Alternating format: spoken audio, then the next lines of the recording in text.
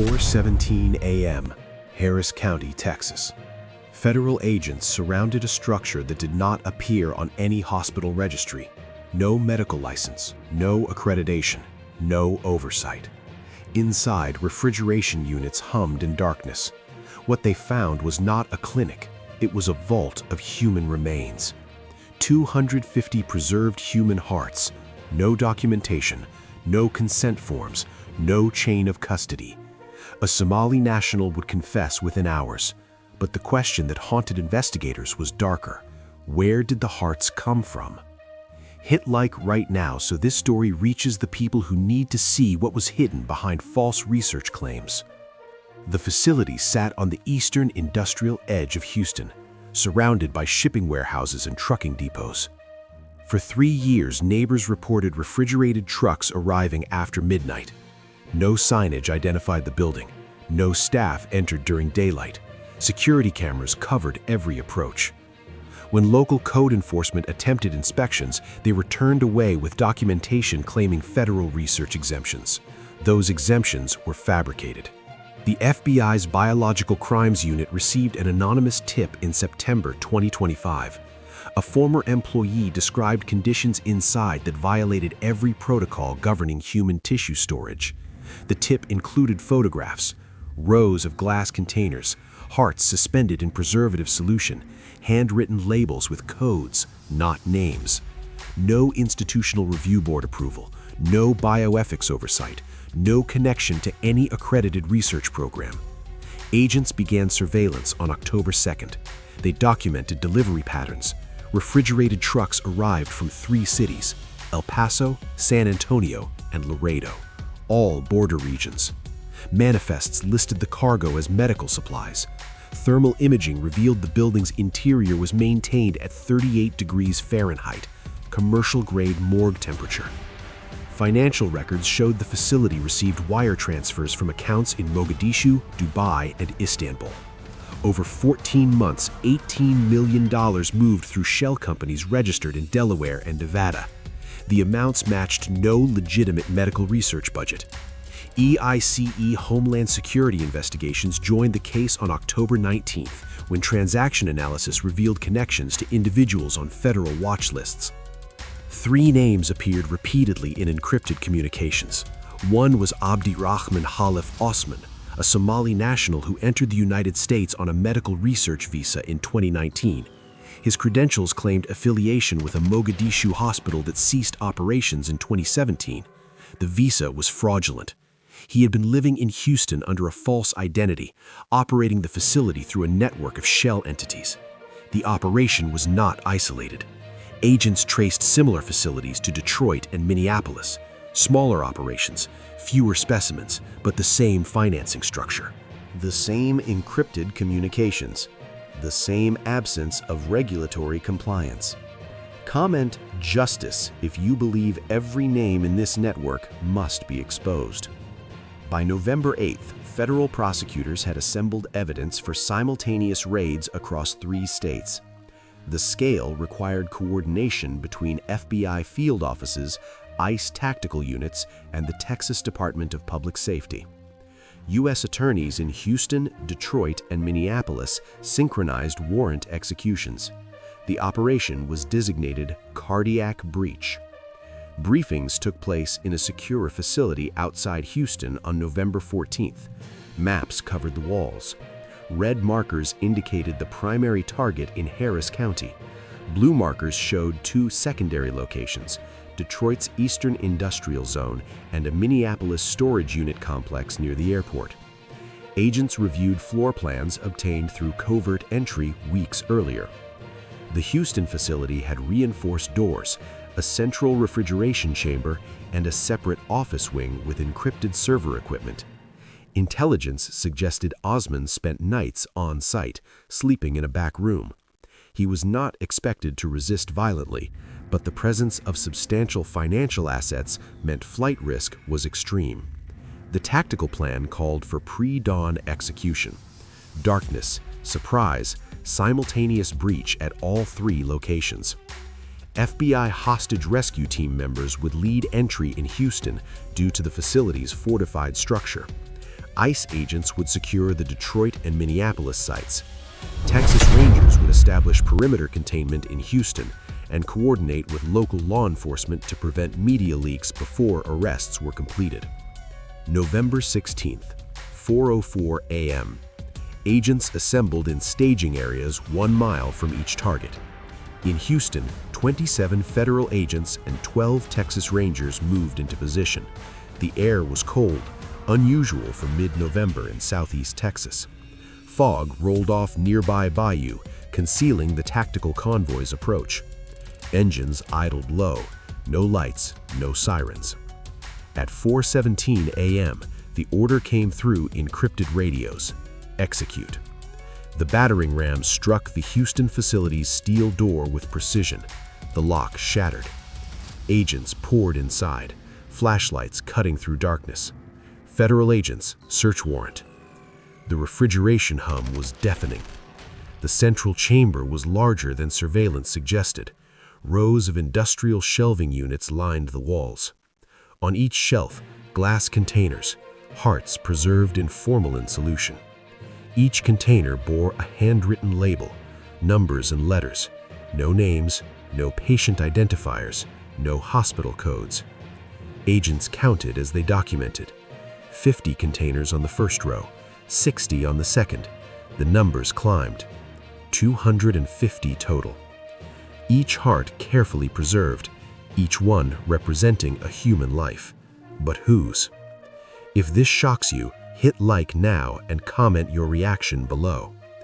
In the office wing, agents found Abdi Rahman Khalif Osman seated at a desk, hands raised. He did not resist, he did not speak. On the desk, 3 encrypted phones, a laptop displaying financial spreadsheets. In the corner, a safe built into the wall. Agents used a portable drill to breach it.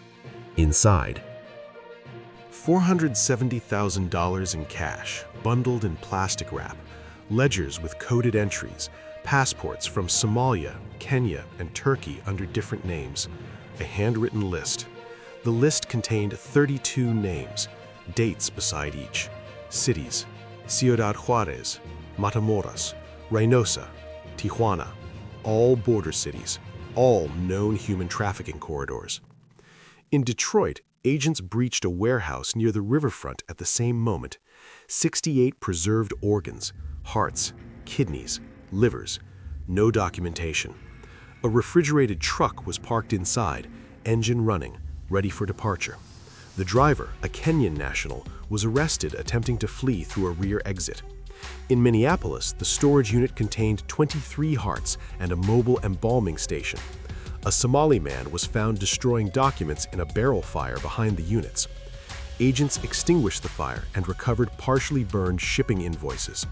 The invoices listed destinations in Europe and the Middle East. Back in Houston, forensic teams began the meticulous process of cataloging evidence. Each heart was photographed, tagged, logged. Medical examiners were brought in to assess the specimens. Preliminary analysis suggested the hearts had been harvested within the last 18 months. Some showed signs of recent preservation, others had been stored longer. But the condition of the tissue raised immediate questions. These were not donations from registered organ banks. These were not specimens from accredited medical schools. The procurement methods were unknown. The consent status was unknown. The identities of the deceased were unknown. Investigators turned to the ledgers. The codes began to make sense. Each entry corresponded to a transaction: dates of acquisition, amounts paid, destination cities.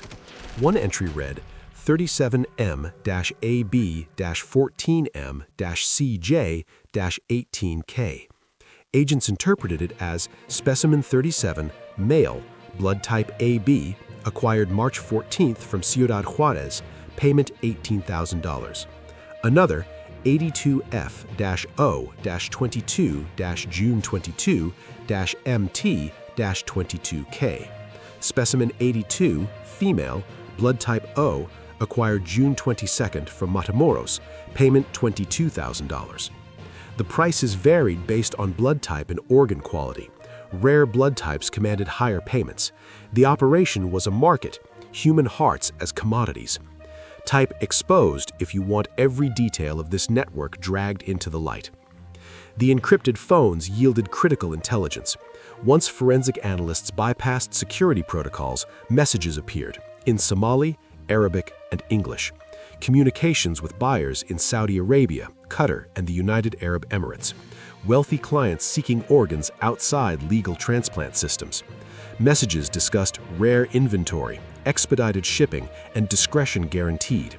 One message thread from July 2025 confirmed a shipment of 3 hearts to Riyadh for $240,000 total. Another discussed a buyer in Istanbul willing to pay $90,000 for a heart with O-negative blood. The operation generated millions, but it required a supply chain. That chain led to the border. Federal investigators contacted Mexican authorities on November 17th. Intelligence sharing revealed disturbing patterns across northern Mexico. Migrants had been disappearing from cartel-controlled territories. Not traditional kidnappings for ransom. These were individuals who vanished without trace. No bodies recovered, no demands made. Families reported loved ones missing near border staging areas used by trafficking networks. Between January 2024 and October 2025, over 200 cases fit the profile. Young men and women, healthy, traveling alone or in small groups, last seen near Juarez, Matamoros, Reynosa, or Nuevo Laredo. Mexican forensic investigators had discovered shallow graves near these cities, bodies with organs removed, crude surgical incisions, no medical precision. Harvesting, not transplantation. The horror crystallized. The preserved hearts in Houston were not from donors, they were from victims.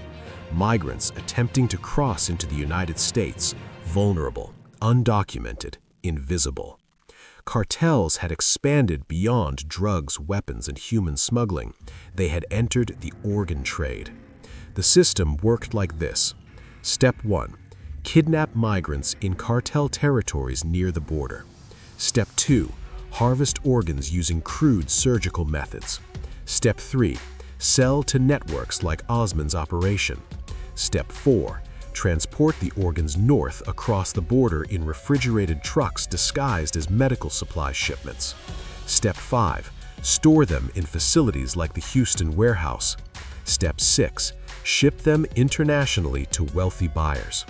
The victims' identities were erased. Their families never knew. Their bodies were discarded in desert graves. This was not opportunistic crime. This was industrial-scale exploitation.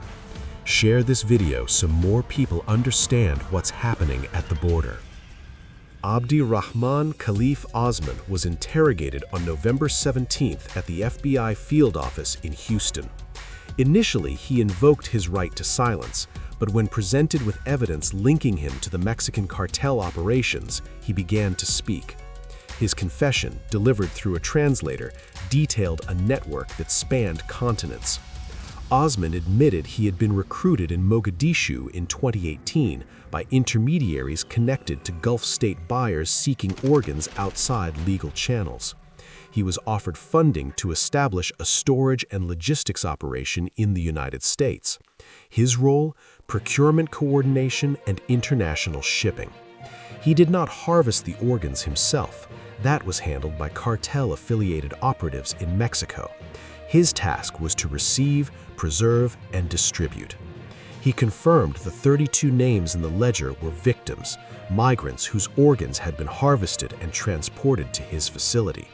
He claimed he did not know their full identities. He knew only codes, blood types, and acquisition dates. But investigators found more.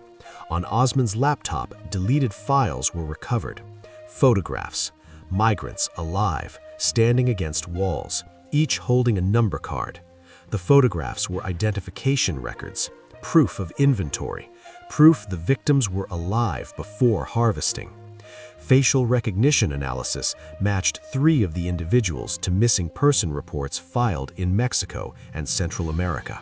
One was a 24-year-old Honduran man, last seen in Reynosa in April 2025. Another was a 19-year-old Salvadoran woman who disappeared near Matamoros in June. The third was a 31-year-old Guatemalan father of two who vanished outside Juarez in August. Their families had been searching. Now they had answers, but the answers brought no relief. Professional organizations issued statements condemning the operation. The American Medical Association called for stricter oversight of tissue procurement and storage facilities. Bioethics experts demanded federal legislation closing loopholes that allowed unlicensed entities to operate under false research claims. Congressional members from Texas, Michigan, and Minnesota announced hearings. Questions focused on how the facilities operated for years without detection, how fraudulent visas were approved, how shell companies concealed ownership, how international wire transfers escaped scrutiny. The human cost extended beyond the 32 confirmed victims. Investigators believe the number is higher. The ledgers contain codes for over 80 transactions. Not all specimens were recovered. Some had already been shipped internationally. Some may have been stored in locations not yet discovered. Families across Central America now faced the possibility that their missing loved ones were victims of this network. Mexican authorities began the process of attempting to match the recovered hearts with missing persons through DNA analysis. The process would take months. Many families might never receive confirmation. Communities along the southern border expressed devastation. Migrant advocacy groups had warned for years about disappearances in cartel territories. Reports were dismissed or ignored. Now, the full scale of exploitation was undeniable. Migrants were not just trafficked for labor or smuggling, they were harvested, their bodies commodified, their lives reduced to transactions in a ledger. The cruelty was methodical, the perpetrators calculated, the buyers indifferent. Trust in institutions weakened further. How did this network operate for years without detection? The FBI acknowledged that the operation's use of encrypted communications and shell companies delayed discovery. The fraudulent research exemption claims prevented local inspections. The international nature of financing obscured transaction patterns until advanced forensic analysis was applied. But critics argued the system failed. Migrants disappeared, families reported, red flags existed, yet the network grew. On December 3rd, the U.S. Department of Justice held a press conference in Washington. The Assistant Attorney General for the Criminal Division detailed the scope of the operation and the ongoing investigation. Charges had been filed, assets had been seized, international cooperation was continuing. But the message was clear. This was not an isolated case. Organ trafficking networks exist. They exploit the vulnerable. They rely on secrecy and international borders to evade accountability. The fight to dismantle these networks was just beginning. Share this with someone who believes the system protects the vulnerable. They need to see how deep exploitation runs. The facility in Houston was dismantled. The hearts were transferred to federal custody for further analysis and potential identification efforts. The building was seized as evidence. It stands now as a monument to a horror that should not have existed. 250 lives, 250 families, 250 futures erased. Not by accident, not by tragedy, by design, by greed, by a market that valued profit over humanity. Abdirahman Khalif Osman's trial is scheduled for April 2026. He faces life in prison without parole if convicted on all counts.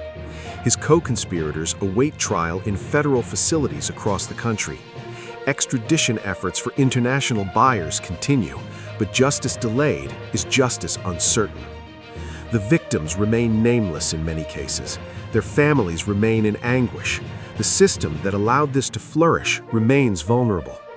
This story exposes a darkness that exists in the shadows of globalization, where wealth can purchase anything, where borders are porous to crime but barriers to justice, where human life is inventory. The preserved hearts in that Houston warehouse were not medical specimens, they were evidence of a betrayal, A betrayal of the vulnerable by the powerful. A betrayal of morality by markets. A betrayal of humanity by those who saw profit in death. Comment your thoughts below. Say what you really think about networks that trade human lives like commodities. Hit like so this story escapes algorithms that bury uncomfortable truths. The fight continues. It continues in courtrooms where prosecutors seek justice for the nameless. It continues at borders where advocates demand protection for migrants. It continues in legislative chambers where laws must be strengthened. But it only succeeds if people refuse to look away. If awareness becomes action, if outrage becomes accountability. The FBI and ICE exposed one facility, but the question remains, how many others exist? How many more victims are stored in unmarked warehouses? How many buyers remain untouched? This is only the beginning. The network is larger than one man in Houston. It spans continents. It involves cartels, traffickers, corrupt officials, and wealthy buyers who believe their money places them above morality. Every exposed node reveals 10 more connections. Every arrest raises 10 more questions. The 250 hearts in Harris County were not the total. They were a fraction. And until the demand is eliminated, until buyers face consequences equal to their crimes, the supply chain will adapt.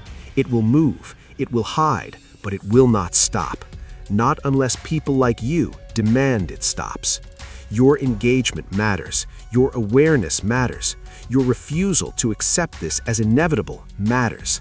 Comment "No more" if you believe this ends now. Share so silence no longer protects them.